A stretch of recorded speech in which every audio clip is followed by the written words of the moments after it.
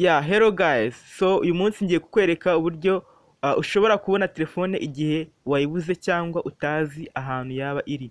Icyo usabwa rero ni ugufata telefone yawe ufite ubu ngubu cyangwa ugatira undi muntu maze ukandika ijambo ngo find my device, ukaryandika uku nguku bikweretse, maze wamara kubikora ugakora ahangaha kuri link ya mbere ubona, uhita ugera ahangaha. Ibi ngibi ubikora ku yindi telefone, gusa mbere yo kubikora urabanza ugashaka email yawe yari iri muri telefone maze ukaba wayishyira muri iyo telefone yindi ubonye.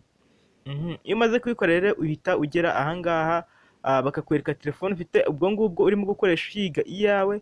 Wamara kubibona ubona hasi ama option atatu, ahangaha barakubita ngo play sound, ahangaha ugiye gucuranga iyo telefone maze ikavuga. Icya kabiri ushobora guhindura password kuri secure device, ndetse n'icya gatatu ushobora kuba wayiforomata ibintu biriho byose maze bikisiba kuri iyo telefone yawe wabuze.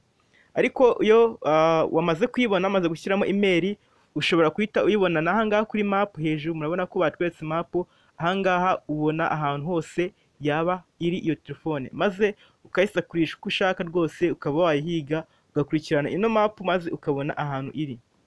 Ibi ngibi nakubwiye ngo ubikora mu yindi telefone watiye undi muntu cyangwa mu yindi telefone ya kabiri wari ufite, kugira ngo ushyiremo email maze ubone ahantu iri. Murakoze.